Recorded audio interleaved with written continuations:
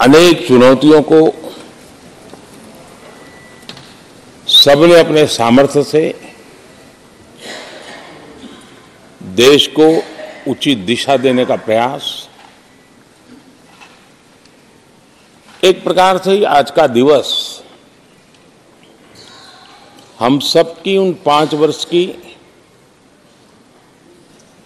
वैचारिक यात्रा का, राष्ट्र को समर्पित उस समय का,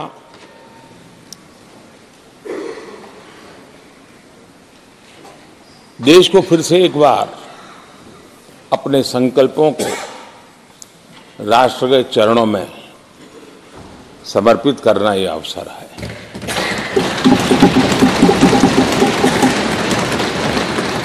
ये 5 वर्ष देश में रिफॉर्म, परफॉर्म एंड ट्रांसफॉर्म, ये बहुत रेयर होता है कि रिफॉर्म भी हो, परफॉर्म भी हो और हम ट्रांसफॉर्म होता अपनी आंखों के सामने देख पाते हो, एक नया विश्वास भरता हो। ये अपने आप में 17वीं लोकसभा से आज देश अनुभव कर रहा है और मुझे पक्का विश्वास है कि देश 17वीं लोकसभा को जरूर आशीर्वाद देता रहेगा।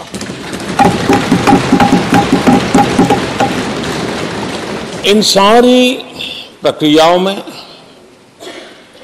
सदन के सभी माननीय सदस्यों का बहुत महत्वपूर्ण रोल रहा है, महत्वपूर्ण भूमिका रही है और ये समय है कि मैं सभी माननीय सांसदों का इस गृह के नेता के नाते भी और आप सबके एक साथी के नाते भी आप सबका अभिनंदन करता हूं।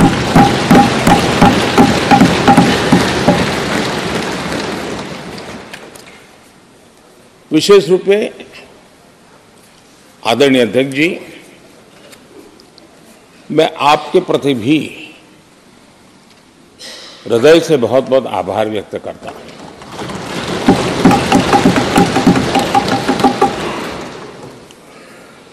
पांचों वर्ष कभी कभी सुमित्रा जी मुक्त हास्य करती थी, लेकिन आप हर पल आपका चेहरा मुस्कान से भरा रहता था।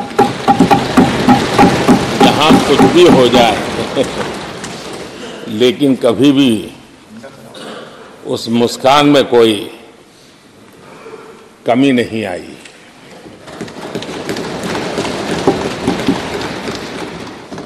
अनेकविध परिस्थितियों में आपने बहुत ही संतुलित भाव से और सच्चे अर्थ में निष्पक्ष भाव से इस सदन का मार्गदर्शन किया, सदन का नेतृत्व किया।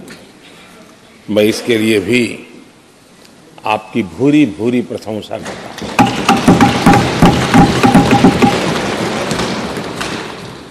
आक्रोश के पल भी आए, आरोप के भी पल आए, लेकिन आपने पूरे धैर्य के साथ इन सभी स्थितियों को संभालते हुए और एक सूझबूझ के साथ आपने सदन को चलाया, हम सबका मार्गदर्शन किया। इसके लिए भी मैं आपका आभारी हूं। आदरणीय सभापति जी, इस 5 वर्ष में इस सदी का सबसे बड़ा संकट पूरी मानव जात ने झेला।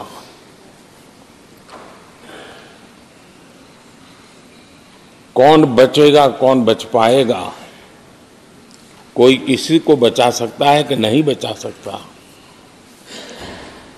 ऐसी वो अवस्था थी। ऐसे में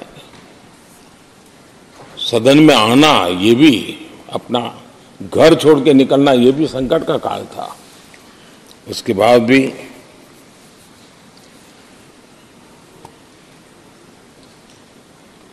जो भी नई व्यवस्थाएं करनी पड़ी आपने उसको किया,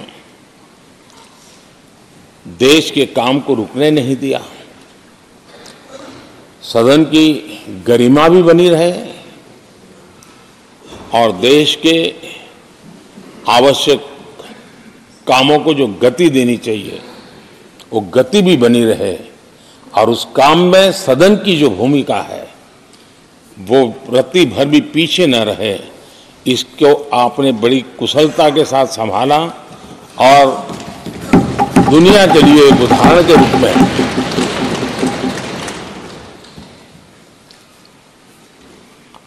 आदरणीय सभापति जी, मैं माननीय सांसदों का भी इस बात के लिए आज एक बार आभार व्यक्त करना चाहता हूं कि उस कालखंड में देश की आवश्यकताओं को देखते हुए सांसद निधि छोड़ने का प्रस्ताव माननीय सांसदों के सामने रखा और एक पल के विलंब के बिना सभी माननीय सांसदों ने सांसद निधि से मुक्त इतना ही नहीं,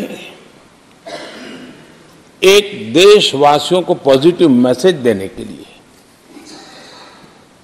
अपने आचरण से समाज को एक विश्वास देने के लिए सांसदों ने अपनी सैलरी में से 30% कटौती का निर्णय सबने खुद ने किया ताकि देश को भी विश्वास हुआ कि ये सबसे पहले छोड़ने वाले लोग हैं।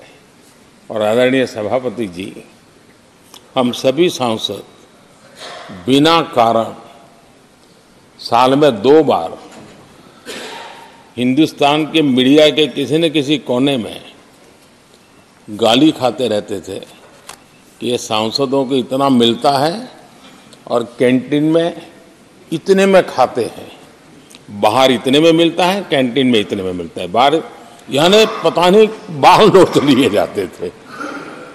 आपने निर्णय किया सबके लिए समान रेट होंगे कैंटीन में और सांसदों ने कभी भी विरोध नहीं किया, शिकायत भी नहीं की और सभी सांसदों की बिना कारण इतनी फजेद करने वाले लोग मजे लेते थे, उससे हम सबको आपने बचा लिया। इसके लिए भी मैं आपका आभार व्यक्त करता हूं। आदरणीय सभापति जी, ये बात सही है कि हमारे कई लोकसभा के चाहे 17वीं हो, 16वीं हो, 15वीं हो, संसद का नया भवन होना चाहिए, इसकी चर्चा सबने की, सामूहिक रूप से की, एक स्वर से की, लेकिन निर्णय नहीं होता था। ये आपका नेतृत्व है जिसने निर्णय किया, चीज़ों को आगे बढ़ाया, सरकार के साथ अनेक मीटिंगें की और उसी का परिणाम है कि आज देश को ये नया संसद भवन प्राप्त हुआ है। आदरणीय सभापति जी, एक संसद के नए भवन में एक विरासत का अंश और जो आजादी की पहली पल थी उसको जीवंत रखने का हमेशा हमेशा हमारे मार्गदर्शक रूप में ये सेंगोल को यहाँ स्थापित करने का काम और अब प्रतिवर्ष उसको सेरेमोनियल इवेंट के रूप में उसको हिस्सा बनाने का एक बहुत बड़ा काम आपके नेतृत्व में हुआ है, जो भारत की आने वाली पीढ़ियों को हमेशा हमेशा हमें आज़ादी के उस प्रथम पल के साथ जोड़ के रखेगा और आज़ादी की वो पल क्यों थी हमें वो याद रहेगा, तो देश को आगे ले जाने की वो प्रेरणा भी बनी रहेगी। उस पवित्र काम को आपने किया है। आदरणीय सभापति जी, ये भी सही है कि इस कालखंड में G20 की अध्यक्षता का भारत को मिली। भारत को बहुत सम्मान मिला। देश के हर राज्य ने अपने अपने तरीके से विश्व के सामने भारत का सामर्थ्य और अपने राज्य की पहचान बखूबी प्रस्तुत की, जिसका प्रभाव आज भी विश्व के मन पर है। उसके साथ आपके नेतृत्व में G20 की तरह P20 का जो सम्मेलन हुआ और विश्व के अनेक देशों के स्पीकर्स यहाँ आए और मदर ऑफ डेमोक्रेसी भारत किस महान परंपरा को लेकर के, किस डेमोक्रेटिक वैल्यूज को लेकर के सदियों से हम आगे बढ़े हैं। व्यवस्थाएं बदली होगी, लेकिन डेमोक्रेटिक मन भारत का हमेशा बना रहा है। उस बात को आपने विश्व के स्पीकर्स के सामने बखूबी प्रस्तुत की और भारत को लोकतांत्रिक व्यवस्थाओं में भी एक प्रतिष्ठा प्राप्त कराने का काम आपके नेतृत्व में हुआ। आदरणीय सभापति जी, मैं एक बात के लिए आपका विशेष अभिनंदन करना चाहता हूं। शायद हमारे सभी माननीय सांसदों का और मीडिया का भी उस तरफ ध्यान नहीं गया है। हम संविधान सदन जिसको कहते हैं, जो पुरानी संसद, जिसमें महापुरुषों के जन्म जयंती निमित्त उनकी प्रतिमा को पुष्प चढ़ाने के लिए हम लोग एकत्र आते हैं, लेकिन वो एक 10 मिनट का इवेंट होता था और चले जाते थे। आपने देश भर में इन महापुरुषों के लिए वक्तृत्व स्पर्धा, निबंध स्पर्धा का एक अभियान चलाया। उसमें से जो बेस्ट ऑरेटर होते थे और बेस्ट एसेज होते थे, हर राज्य से 2-2 बालक उस दिन दिल्ली आते थे और उस महापुरुष की जन्म जयंती के समय, पुष्प वर्षा के समय वो मौजूद रहते थे, देश के नेताओं को, और बाद में वो पूरा दिन भर रह करके उस पर अपना व्याख्यान देते थे। वे दिल्ली के अन्य स्थान पर जाते थे, वो सांसद की गतिविधियों को समझते थे। यानी अपने ये निरंतर प्रक्रिया चला करके देश के लाखों विद्यार्थियों को भारत की संसदीय परंपरा से जोड़ने का बहुत बड़ा काम किया। और ये परंपरा ये आपके खाते में रहेगी और आने वाले समय में हर कोई बड़े गौरव के साथ इस परंपरा को आगे बढ़ाएगा। मैं इसके लिए भी आपका अभिनंदन करता हूं। आदरणीय अध्यक्ष जी, संसद की लाइब्रेरी जिसको उपयोग करना चाहिए वो कितना कर पाते थे वो तो मैं नहीं कह सकता हूं, लेकिन आपने उसके दरवाजे सामान्य व्यक्ति के लिए खोल दिए। ज्ञान का ये खजाना, परंपराओं की विरासत, उसको आपने जन सामान्य के लिए खोल करके बहुत बड़ी सेवा की है। मैं इसके लिए भी आपका हृदय से अभिनंदन करता हूं। पेपरलेस पार्लियामेंट, डिजिटलाइजेशन, आपने आधुनिक टेक्नोलॉजी हमारी व्यवस्था में कैसे बने। शुरू में कुछ साथियों को दिक्कत रही, लेकिन अब सब इसके आदी हो गए हैं। सब मैं देखता हूं, जब यहाँ बैठे हैं तो कुछ न कुछ करते रहते हैं। तो अपने आप में एक बहुत बड़ा काम आपने किया है। ये एक स्थायी व्यवस्थाएं आपने निर्माण की है। मैं इसके लिए आपका बहुत आभार व्यक्त करता हूँ। आदरणीय अध्यक्ष जी, आपकी कुशलता और माननीय सांसदों की जागरूकता, उन सबका संयुक्त प्रयास मैं कह सकता हूं कि जिसके कारण 17वीं लोकसभा की प्रोडक्टिविटी करीब 97% रही है।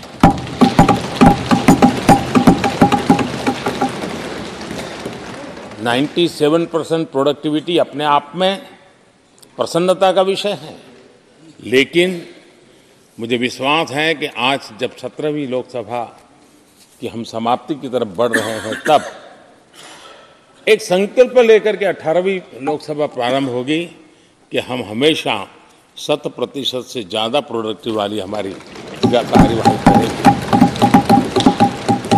और उसमें भी 7 सत्र 100% से भी ज़्यादा प्रोडक्टिविटी वाले रहे।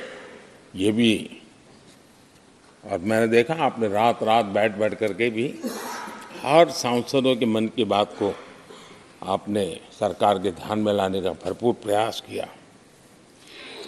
मैं इन सफलता के लिए सभी माननीय सांसदों का और सभी फ्लोर लीडर्स का भी हृदय से आभार और अभिनंदन व्यक्त करता हूं। पहले सत्र में, 17वीं लोकसभा के पहले सत्र में दोनों सदन ने 30 विधेयक पारित किए थे। ये अपने आप में रिकॉर्ड है।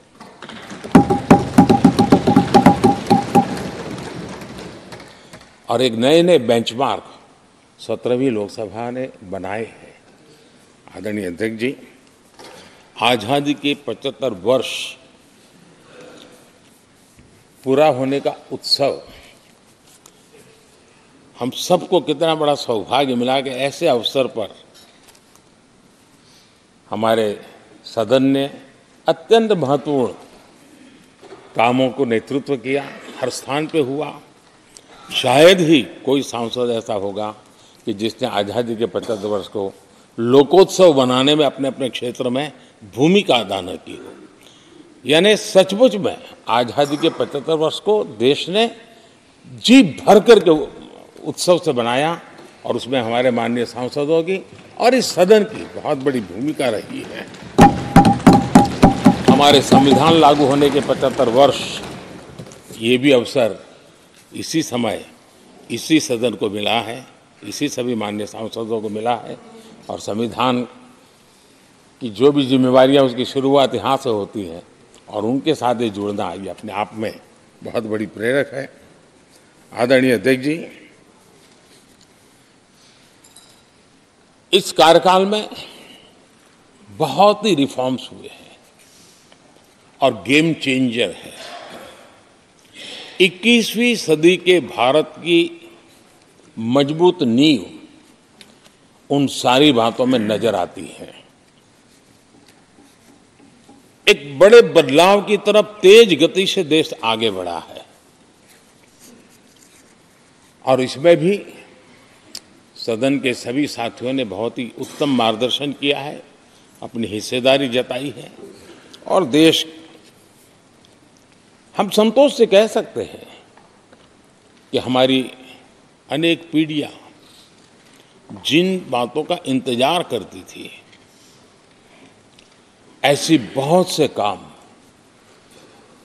इस 17वीं लोकसभा के माध्यम से पूरे हुए। पीढ़ियों का इंतजार खत्म हुआ। अनेक पीढ़ियों ने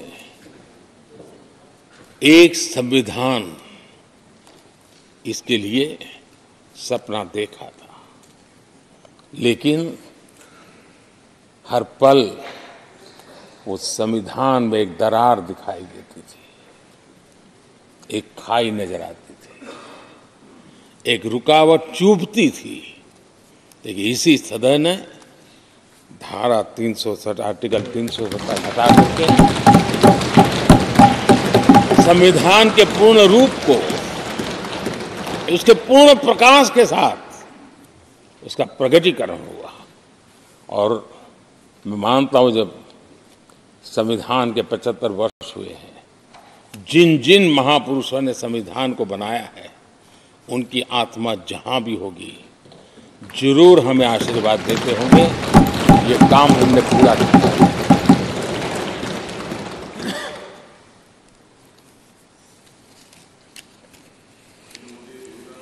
कश्मीर के भी, जम्मू कश्मीर के लोगों को सामाजिक न्याय से वंचित रखा गया था। आज हमें संतोष है कि सामाजिक न्याय का जो हमारा कमिटमेंट है, वो हमारे जम्मू कश्मीर के भाई बहनों को भी पहुंचा करके हम आज एक संतोष की अनुभूति कर रहे हैं। आदरणीय अध्यक्ष जी, आतंकवाद नासूर बनके देश के सीने पर गोलियां चलाता रहता था। मां भारती की धरा आए दिन रक्त रंजित हो जाती थी। देश के अनेक वीर होनहार लोग आतंकवाद के कारण बलि चढ़ जाते थे। हमने आतंकवाद के विरुद्ध सख्त कानून बनाए, इसी सदन ने बनाए। मुझे पक्का विश्वास है कि उसके कारण जो लोग ऐसी समस्याओं का लिए जूझते हैं उनको एक बल मिला है, मानसिक रूप के उनका कॉन्फिडेंस बढ़ा है और भारत को पूर्ण रूप से आतंकवाद से मुक्ति का उसमें एक एहसास हो रहा है और वो सपना भी सिद्ध होके रहेगा।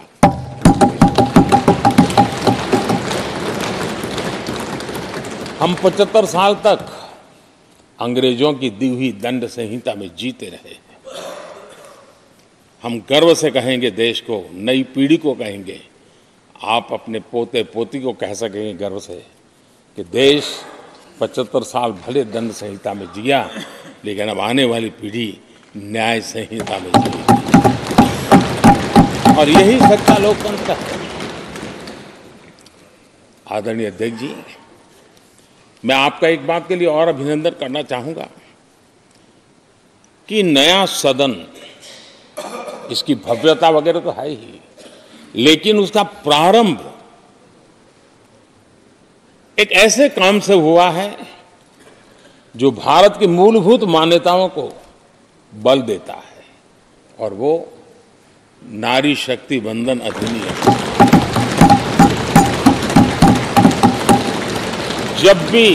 जब भी इस नए सदन की चर्चा होगी तो नारी शक्ति वंदन अधिनियम इसका जिक्र होकर के, यानी एक, और भले ही वो छोटा सत्र था लेकिन दूरगामी निर्णय करने वाला सत्र था।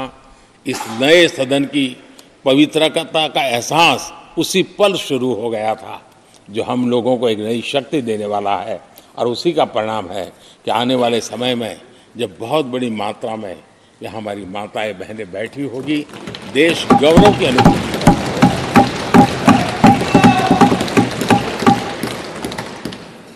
3 तलाक, कितने उतार चढ़ाव से हमारी मुस्लिम बहनें इंतजार कर रही थी। अदालतों ने उनके पक्ष में निर्णय किए थे, लेकिन वो हक उनको प्राप्त नहीं हो रहा था। मजबूरियों से गुजारा करना पड़ रहा था। कोई प्रकट रूप से कहे, कोई अप्रकट रूप से कहे, लेकिन 3 तलाक से मुक्ति का बहुत महत्वपूर्ण और नारी शक्ति के सम्मान का काम 17वीं लोकसभा ने किया है। सभी माननीय सांसद, उनके विचार कुछ भी रहे हो, उनका निर्णय कुछ भी रहा हो, लेकिन कभी न कभी तो कहेंगे कि हाँ, इन बेटियों को न्याय देने का काम भी करने के समय हम वहां मौजूद हैं। पीढ़ियों से होता यह न्याय हमने पूरा किया है और वो बहनें हमें आशीर्वाद दे रही है। आदरणीय अध्यक्ष जी, आने वाले 25 वर्ष हमारे देश के लिए बहुत महत्वपूर्ण है। राजनीति की गहमागहमी अपनी जगह पे है, राजनीतिक क्षेत्र के लोगों की अपनी आशा आकांक्षा अपनी जगह पे है, लेकिन देश की अपेक्षा, देश की आकांक्षा, देश का सपना, देश का संकल्प ये बन चुका है। 25 साल वो हैं जो देश इच्छित परिणाम प्राप्त करके रहेगा।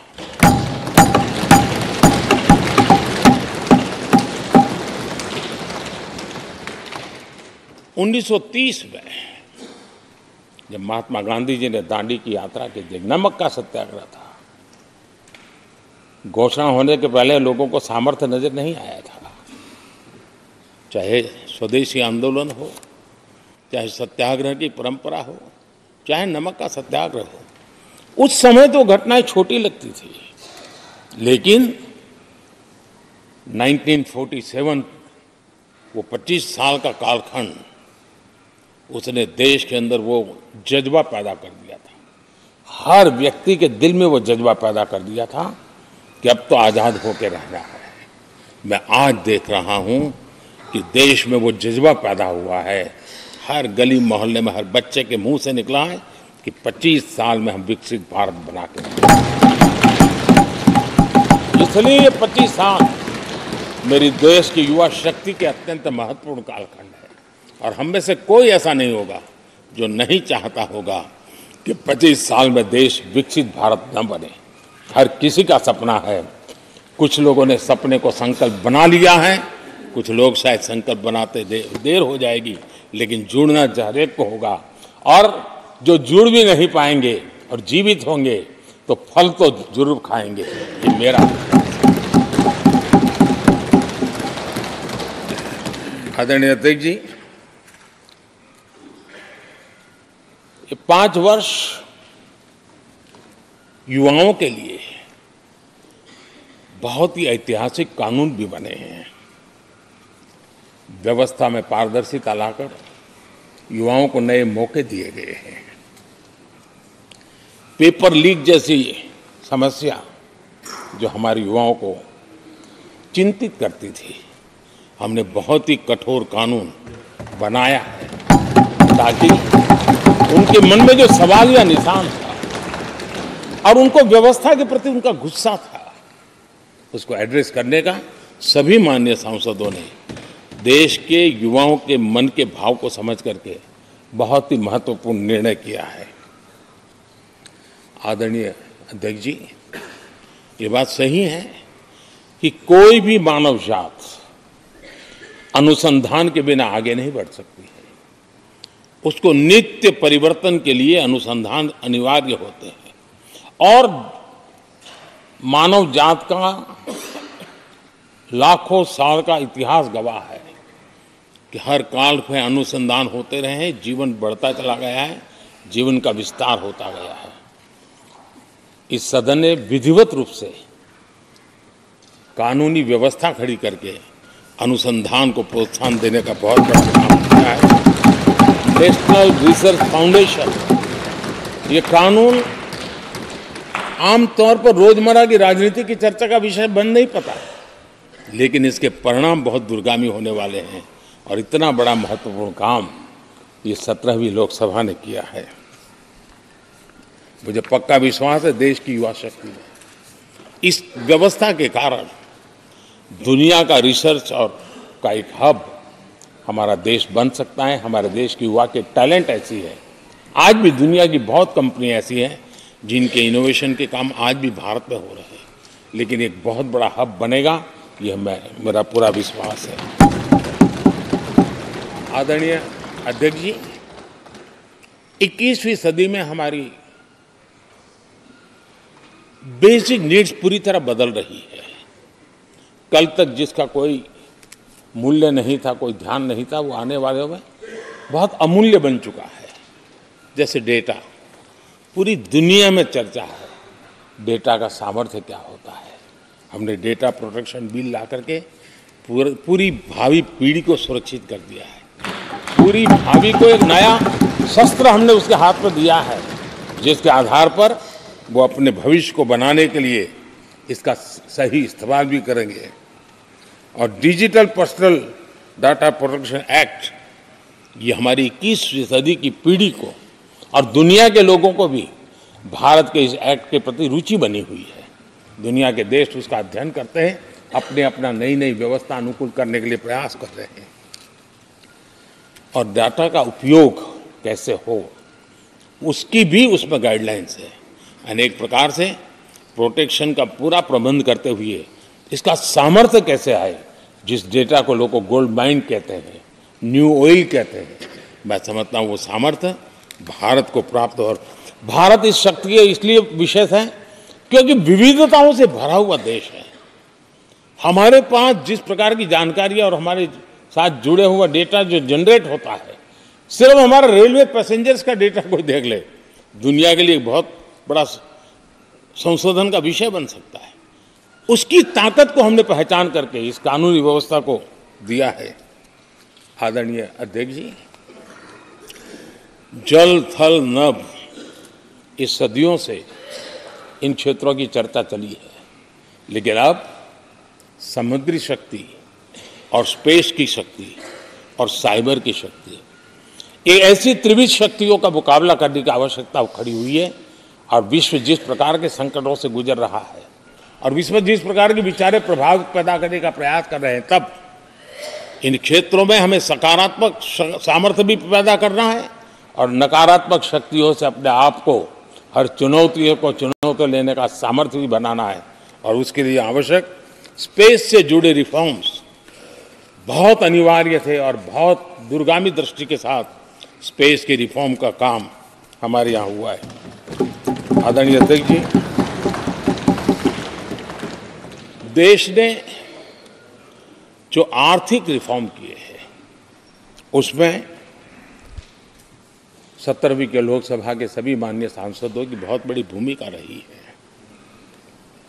बीते वर्षों में हजारों कंप्लायंसेस बेवजह हम जनता जनार्दन को ऐसी चीजों में उलझाए रखा। ये गवर्नेंस की एक ऐसी विकृत व्यवस्था विकसित हो गई, उसमें से मुक्ति दिलाने का बहुत बड़ा काम हमारे यहाँ हुआ है और इसके लिए भी ये सदन का मैं आभारी हूँ। यानी इस प्रकार के कंप्लायंसेस के बोझ में सामान्य व्यक्ति तो दब जाता है। और मैंने तो एक बार लाल किले से भी कहा था, हम जब मिनिमम गवर्नमेंट मैक्सिमम गवर्नेंस कहते हैं, मैं दिल से मानता हूं कि लोगों की जिंदगी में से जितना जल्द सरकार निकल जाए उतना ही लोकतंत्र का सामर्थ्य बढ़े। रोजमर्रा की जिंदगी में हर डगर पे सरकार टांग क्यों अड़ाए? हाँ, जो अभाव में है उसके लिए सरकार हर पल मौजूद हो, लेकिन सरकार का प्रभाव उसकी जिंदगी को ही रुकावट बना दे, ऐसी लोकतंत्र नहीं हो सकता है।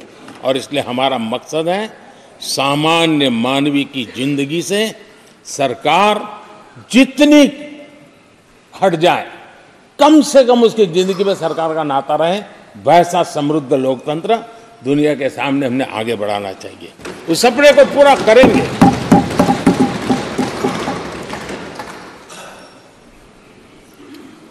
आदरणीय अध्यक्ष जी, companies act, limited liability partnership act, 60 से अधिक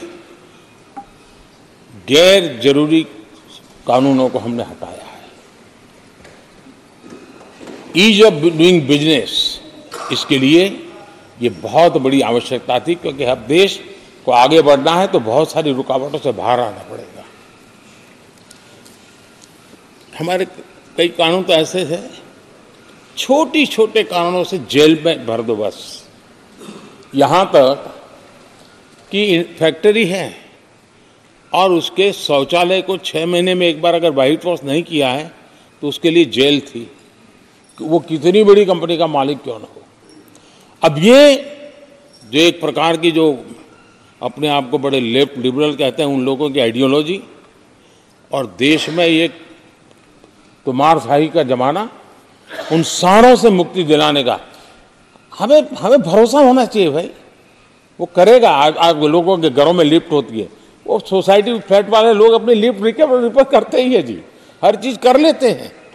तो ये जो समाज पर, नागरिक पर भरोसा करने का काम, बहुत तेजी से बढ़ाने का काम 17वीं लोकसभा ने किया है। और इसके लिए जन विश्वास एक्ट, मैं समझता हूं 180 से ज्यादा प्रावधान डीक्रिमिनलाइज करने का काम किया है। जो मैं कहा छोटी छोटी बात में जेल में डाल देना, ये डीक्रिमिनलाइज करके हमने नागरिक को ताकत दी है।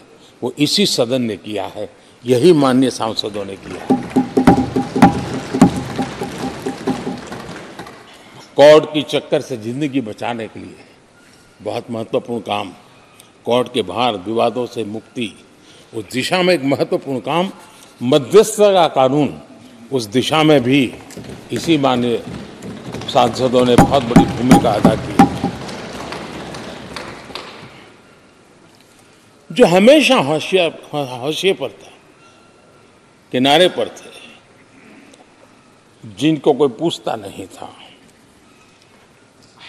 सरकार होने का उनको एहसास हुआ है। हाँ, सरकार है, हम हैं। जब कोविड में मुफ्त इंजेक्शन मिलता था ना, उसको भरोसा होता था, चलिए जान बच गई, सरकार होना का उसको एहसास होता था। और यही तो सामान्य मानवी की जिंदगी में बहुत आवश्यक होता है। वो असहायता न अनुभव, अब क्या होगा, ये स्थिति पैदा नहीं होनी चाहिए। ट्रांसजेंडर समुदाय अपमानित महसूस करता था, और जब बार बार वो अपमानित होता था तो उसके अंदर भी विकृतियों की संभावनाएं बढ़ती रहती थी, और ऐसे विषयों से सब लोग दूर भागते थे। 17वीं लोकसभा के सभी माननीय सांसदों ने ट्रांसजेंडर्स के प्रति भी संवेदना जताई और उनके जीवन में भी बेहतरीन जिंदगी बने। और आज दुनिया के अंदर जब भारत ने ट्रांसजेंडर के लिए किए हुए काम हैं, जो निर्णय किए हैं, इसकी चर्चा है दुनिया को बड़ा। जब हम कहते हैं ना, हमारे यहाँ इवन हमारे माता बहनों के लिए प्रेगनेंसी के लिए 26 वीक की डिलीवरी के समय की छुट्टी, दुनिया के समृद्ध देशों को भी आश्चर्य होता है। अच्छा, यानी ये प्रोग्रेसिव निर्णय यहीं पर हुए हैं, इसी 17वीं लोकसभा में हुए हैं। हमने ट्रांसजेंडर को एक पहचान दी है। अब तक करीब 16-17 हज़ार ट्रांसजेंडर को उनका आइडेंटिटी कार्ड दिया गया है, ताकि उनके जीवन को, और मैंने देखा अब तो मुद्रा योजना से पैसे लेकर के छोटा मोटा वो बिजनेस करने लगी, वो कमाने लगी है। पद्मा अवार्ड हमने ट्रांसजेंडर को दिया है, एक सम्मान की जिंदगी जीने के लिए। सरकार से जुड़ी अनेक योजनाओं का लाभ जो अब तक उनको मिलता नहीं था, मिलना प्रारंभ हुआ है। वो सम्मानीय जिंदगी। आदरणीय अध्यक्ष जी, बहुत विकट काल में हमारा समय गया, क्योंकि 1.5-2 साल कोविड ने हमारे पर बहुत बड़ा दबाव डाला, लेकिन उसके बावजूद भी 17वीं लोकसभा देश के लिए बहुत उपकारक रही है, बहुत अच्छे काम किए हैं। लेकिन इस समय हमने कई साथियों को भी खो दिया है। हो सकता है अगर आज वो हमारे बीच होते तो आज इस विदाई समारोह में मौजूद होते, लेकिन बीच में ही कोविड के कारण हमें अपने बहुत होनहार साथियों को खोना पड़ा। उसका दुख हमेशा हमेशा हमारे रहेंगे। आदरणीय अध्यक्ष जी, 17वीं लोकसभा का अंतिम सत्र और अंतिम आवर ही समझ लीजिए है। लोकतंत्र और भारत की यात्रा अनंत है, अनेक, और ये देश किसी पर्पज के लिए है, उसका कोई लक्ष्य है, वो पूरी मानव जात के लिए। चाहे श्री अरविंदो ने देखा हो, चाहे स्वामी विवेकानंद जी ने देखा, लेकिन आज उन शब्दों में, उस विजन में सामर्थ्य था, वो हम आंखों के सामने देख पा रहे हैं। दुनिया जिस प्रकार से भारत के महात्म्य को स्वीकार कर रही है, भारत के सामर्थ्य को स्वीकारने लगी है, और उसको, उस यात्रा को हमें और शक्ति के साथ आगे बढ़ाना है। आदरणीय अध्यक्ष जी, चुनाव बहुत दूर नहीं है। कुछ लोगों को थोड़ी घबराहट रहती होगी, लेकिन ये लोकतंत्र का सहज आवश्यक पहलू है। हम सब उसको गर्व से स्वीकार करते हैं, और मुझे विश्वास है कि हमारे चुनाव भी देश की शान बढ़ाने वाले, लोकतंत्र की हमारी जो परंपरा है, पूरे विश्व को अचंभित करने वाले अवश्य रहेंगे, ये मेरा पक्का विश्वास है।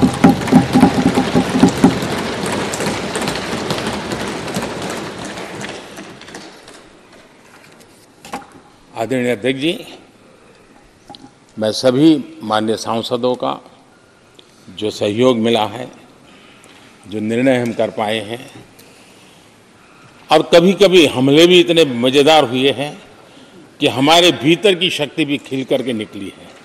और मेरा तो परमात्मा की कृपा रही है कि मुझे जब चुनौती आती है तो ज़रा और आनंद आता है।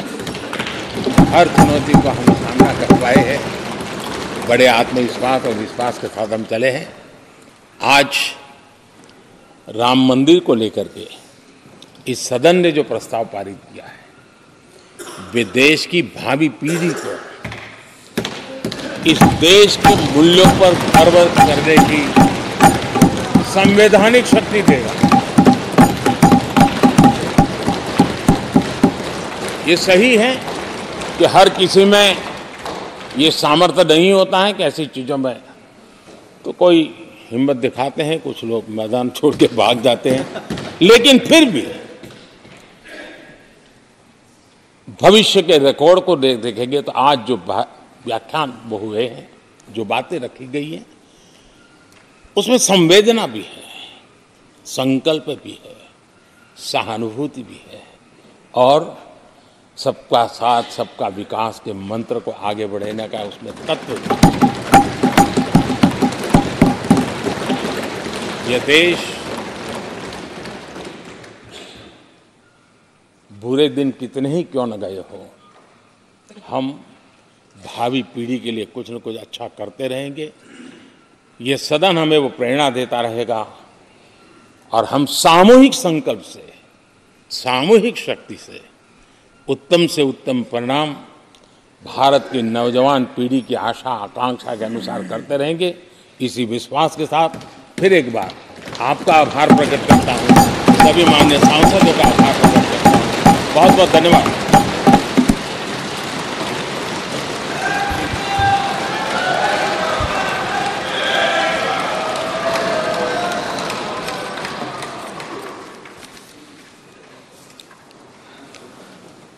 माननीय प्रधानमंत्री जी, माननीय सभी सदस्यगण, 7वीं लोकसभा के इस सत्र के साथ लोकसभा का आज समापन हो रहा है। 7वीं लोकसभा इसलिए भी विशेष है कि